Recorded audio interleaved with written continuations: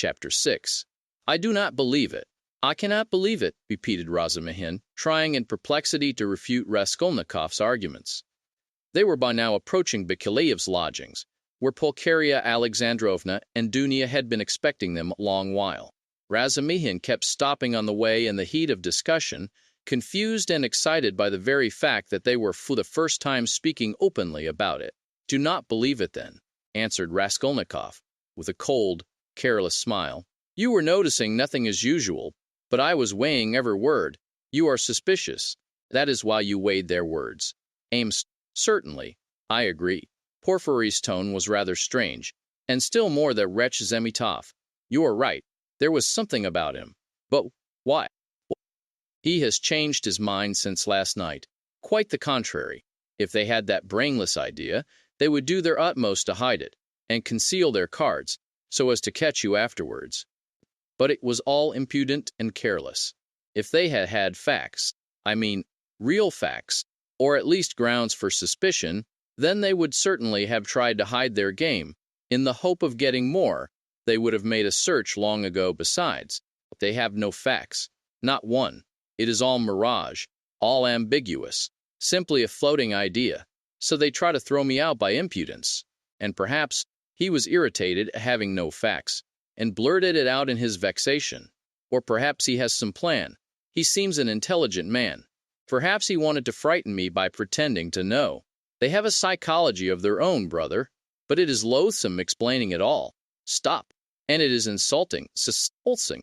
I understand you. But, since we have spoken openly now, and it is an excellent thing that we have at last, I am glad. I will own now frankly that I noticed it in him long ago. This idea.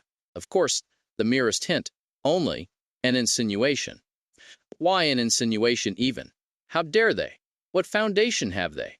If only you knew how furious I have been. Think only.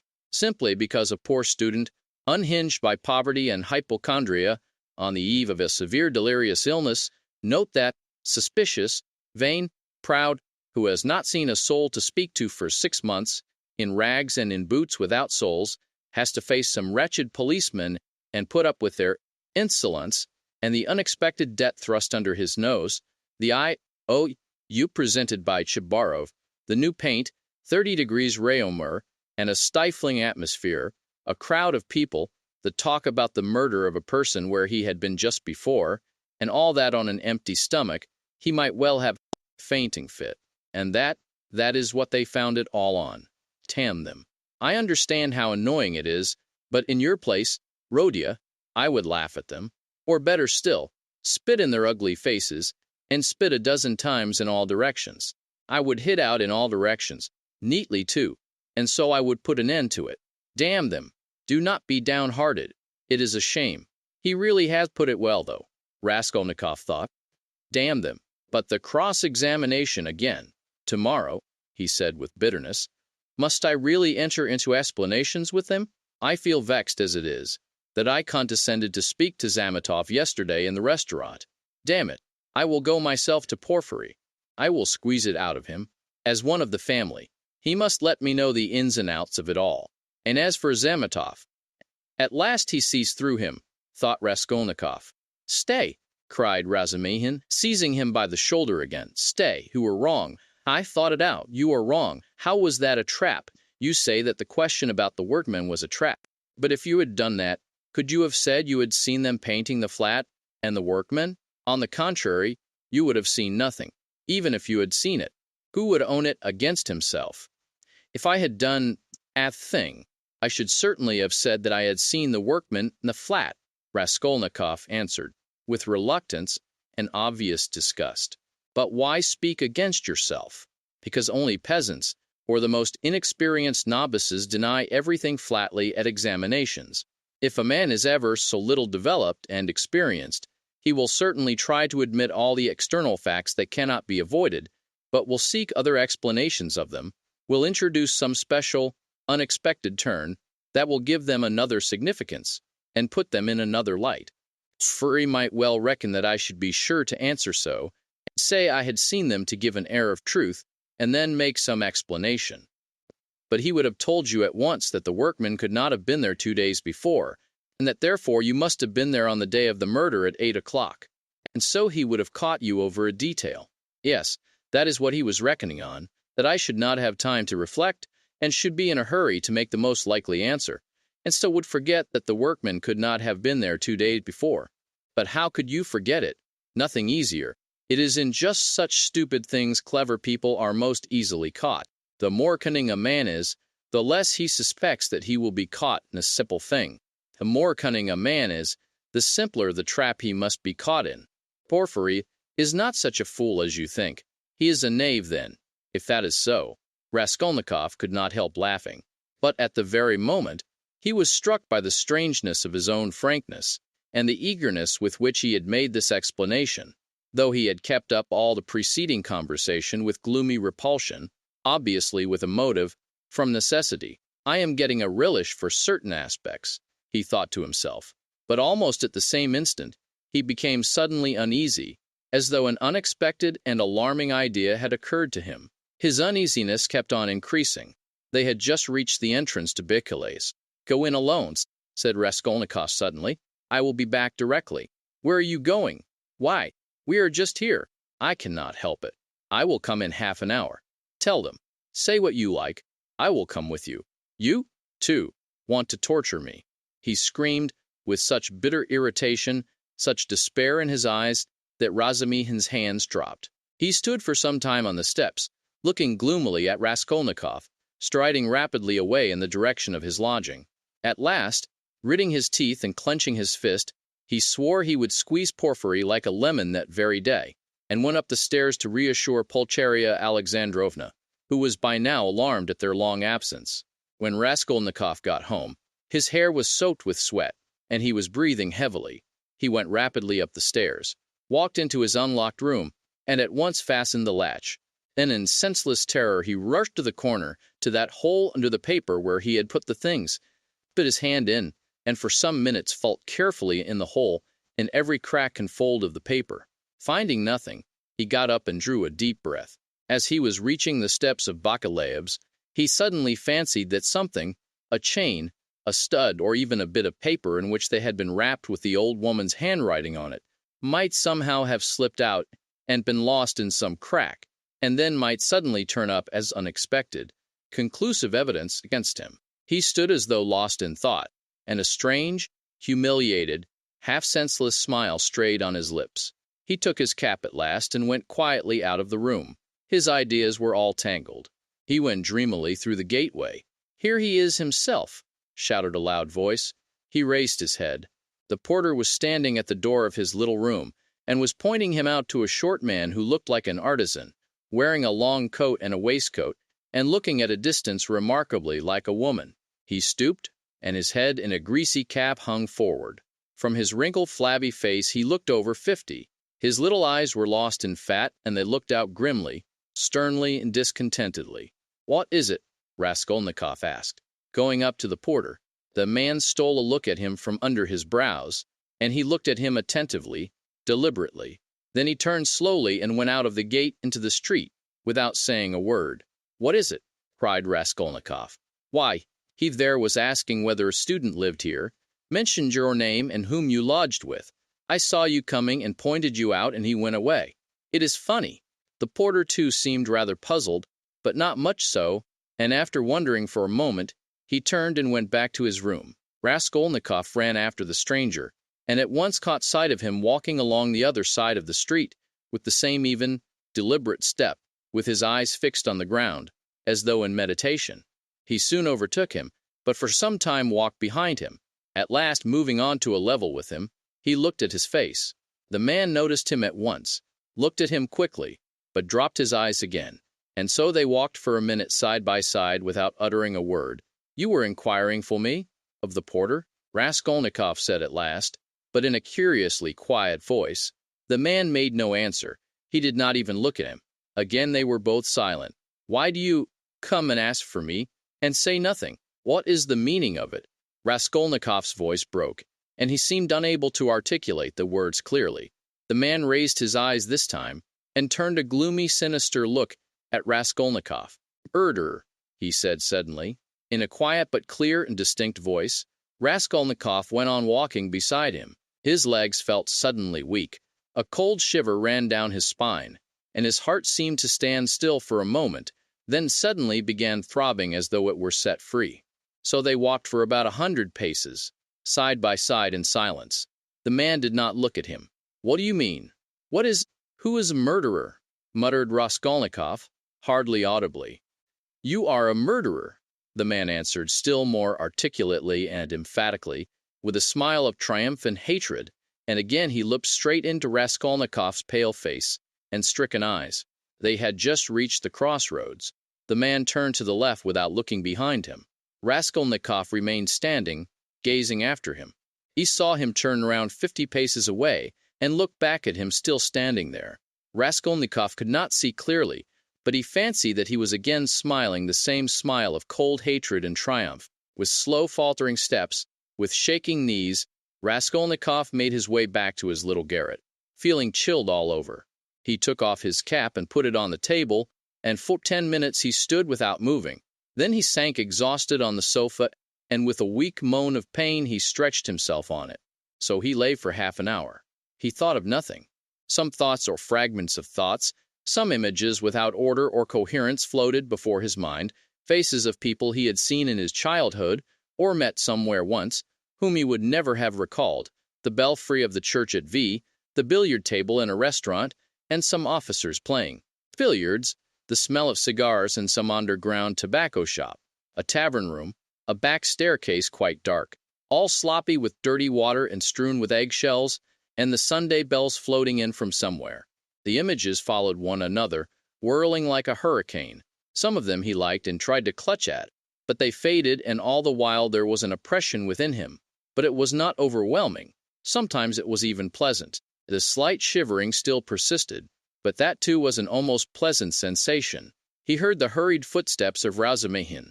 He closed his eyes and pretended to be asleep.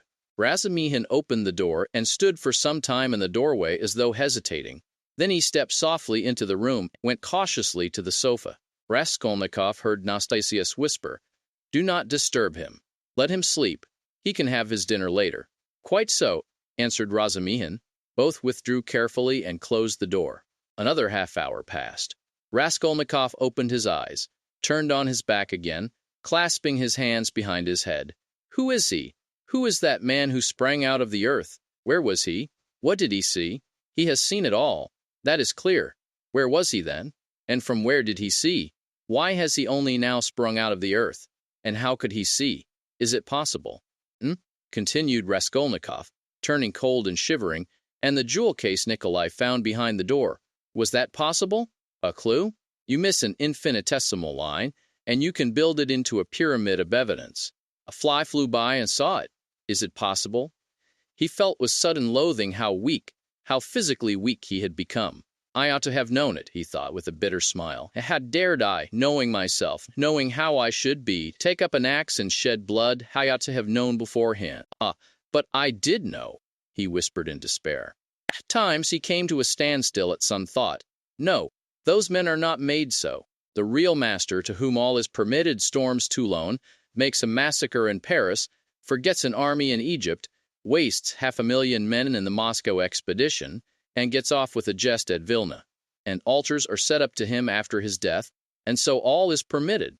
No, such people, it seems, are not of flesh but of bronze. One sudden irrelevant idea almost made him laugh. Napoleon, the pyramids, Waterloo, and a wretched, skinny old woman, a pawnbroker with a red trunk under her bed.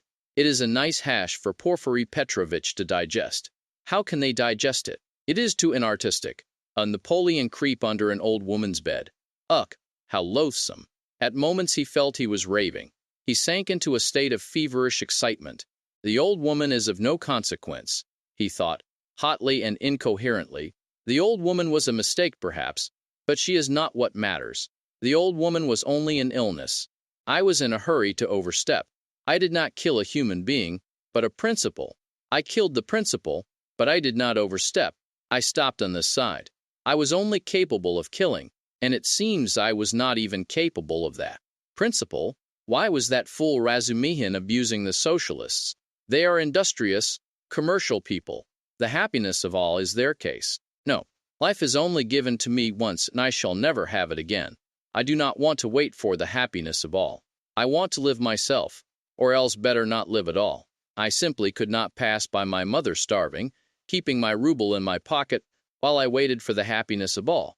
I am putting my little brick into the happiness of all, and so my heart is at peace. Ha ha. Why have you let me slip? I only live once. I too want. I am an aesthetic louse, nothing more, he added suddenly, laughing like a madman. Yes, I am certainly a louse, he went on, clutching at the idea, gloating over it, playing with it with vindictive pleasure. In the first place, because I can reason that I am one, and secondly, because for a month past I have been troubling benevolent Providence, calling it to witness that not from my own fleshly lusts did I undertake it, but with a grand and noble object. Ha ha. Thirdly, because I aimed at carrying it out as justly as possible, weighing, measuring, and calculating. Of all the lice I picked out the most useless one, and proposed to take from her only as much as I needed for the first step, no more nor less, so the rest would have gone to a monastery, according to her will. Ha ha. And what shows that I am utterly a louse, he added, grinding his teeth, is that I am perhaps viler and more loathsome than the louse I killed, and I felt beforehand that I should tell myself so after killing her. Can anything be compared with the horror of that? The vulgarity, the abjectness? I understand the prophet with his saber, on his steed. Allah commands and trembling creation must obey. The prophet is right, he is right, when he sets a battery across the street and blows up the innocent and the guilty without deigning to explain. It is for you to obey, trembling creation, and not to have desires, for that is not for you. I shall never forgive the old woman. His hair was soaked with sweat, his quivering lips were parched, his eyes were fixed on the ceiling. Mother, sister, how I love them. Why do I hate them now? Yes, I hate them. I feel a physical hatred for them. I cannot bear them near me. I went up to my mother and kissed her. I remember, to embrace her and think if she only knew. Shall I tell her then? Hatshized what I might do. She must be the same as I am, he added, straining himself to think, as it were struggling with delirium. Ah, how I hate the old woman now. I feel I should kill her again if she came to life. Poor Lizaveta. Why did she come in? It is strange, though. Why is it I scarcely ever think of her, as though I had not killed her? Lizaveta, Sonia, poor gentle things, with gentle eyes. Dear women. Why do not they weep? Why do not they moan? They give up everything. Their eyes are soft and gentle. Sonia, Sonia, gentle Sonia. He lost consciousness. It seemed strange to him that he did not remember how he got into the street. It was late evening. The twilight had fallen, and the full moon was shining more and more brightly, but there was a peculiar breathlessness in the air. There were crowds of people in the street. Workmen and business people were making their way home. Other people had come out for a walk. There was a smell of mortar, dust, and stagnant water. Raskolnikov walked along, mournful and anxious. He was distinctly aware of having come out with a purpose, of having to do something in a hurry, but what it was he had forgotten. Suddenly he stood still, and saw a man standing on the other side of the street, beckoning to him. He crossed over to him, but at once the man turned and walked away with his head hanging, as though he had made no sign to him. Stay, did he really beckon? Raskolnikov wondered, but he tried to overtake him. When he was within 10 paces, he recognized him, and was frightened. It was the same man with stooping shoulders in the long coat. Raskolnikov followed him at a distance. His heart was beating. They went down a turning. The man still did not look round. Does he know I am following him? Thought Raskolnikov. The man went into the gateway of a big house. Raskolnikov hastened to the gate and looked in to see whether he would look round and sign to him. In the courtyard the man did turn round and again seemed to beckon him. Raskolnikov at once followed him into the yard, but the man was gone. He must have gone up the first staircase. Raskolnikov rushed after him. He heard slow measured steps flights above. The staircase seemed strangely familiar. He reached the window on the first floor. The moon shone through the panes with a melancholy and mysterious light. Then he reached the second floor. Bah, this is the flat where the painters were at work. But how was it? He did not recognize it at once. The steps of the man above had died away, so he must have stopped or hidden somewhere. He reached the third story. Should he go on? There was a stillness that was dreadful, but he went on. The sound of his own footsteps scared and frightened him. How dark it was. The man must be hiding in some corner here. Ah! The flat was standing wide open. He hesitated and went in. It was very dark and empty in the passage, as though everything had been removed. He crept on tiptoe into the parlor, which was flooded with moonlight. Everything there was as before. The chairs, the looking-glass, the yellow sofa, and the pictures in the frames. A huge, round, copper-red moon looked in at the windows. It is the moon that makes it so still, weaving some mystery, thought Raskolnikov. He stood and waited a long while, and more silent the moonlight, the more violently his heart beat, till it was painful, and still the same hush. Suddenly he heard a momentary sharp crack like the snapping of a splinter, then all was still again. A fly flew up suddenly and struck the window pane with a plaintive buzz. At that moment he noticed in the corner between the window and the little cupboard something like a cloak hanging on the wall. Why is that cloak here? He thought. It was not there before. He went up to it quietly and felt that there was someone hiding behind it. He cautiously moved the cloak, and saw, sitting on a chair in the corner, the old woman bent double, so that he could not see her face. But it was she. He stood over her. She is afraid, he thought. He stealthily took the axe from the noose, and struck her one blow, then another on the skull. But strange to say, she did not stir, as though she were made of wood. He was frightened, bent down nearer and tried to look at her. But she, too, bent her head lower. He bent right down to the ground and peeped up into her face from below. He peeped and turned cold with horror. The old woman was sitting and laughing, shaking with noiseless laughter, doing her utmost that he should not hear it. Suddenly, he fancied that the door from the bedroom was opened a little, and that there was laughter and whispering within. He was overcome with frenzy, and he began hitting the old woman on the head with all his force. But at every blow of the axe the laughter and whispering from the bedroom grew louder, and the old woman was simply shaking with mirth. He was rushing away, but the passage was full of people, the doors of the flats stood open, and on the landing, on the stairs, and everywhere, below there were people, rows of heads, all looking, but huddled together in silence and expectation. Something gripped his heart. His legs were rooted to the spot. They would not move. He tried to scream and woke up. He drew a deep breath, but his dream seemed strangely to persist. His door was flung open, and a man whom he had never seen stood in the doorway watching him intently. Raskolnikov had hardly opened his eyes, and he instantly closed them again. He lay on his back without stirring. Is it still a dream? He wondered, and again raised his eyelids hardly perceptibly. The stranger was standing in the same place, still watching him. He stepped cautiously into the room, carefully closing the door after him, went up to the table, paused a moment, still keeping his eyes on Raskolnikov, and noiselessly seated himself on the chair by the sofa. He put his hat on the floor beside him and leaned his hands on his cane and his chin on his hands. It was evident that he was prepared to wait indefinitely. As far as Raskolnikov could make out from his stolen glances, he was a man no longer young, stout, with a full, fair, almost whitish beard. 10 minutes passed. It was still light, but beginning to get dusk. There was complete stillness in the room. Not a sound came from the stairs. Only a big fly buzzed and fluttered against the window pane. It was unbearable at last. Raskolnikov suddenly got up and sat on the sofa. "Come, tell me what you want. I knew you were not asleep, but only pretending," the stranger answered oddly, laughing calmly. "Arkady Ivanovitch Svidrigailov. Allow me to introduce myself.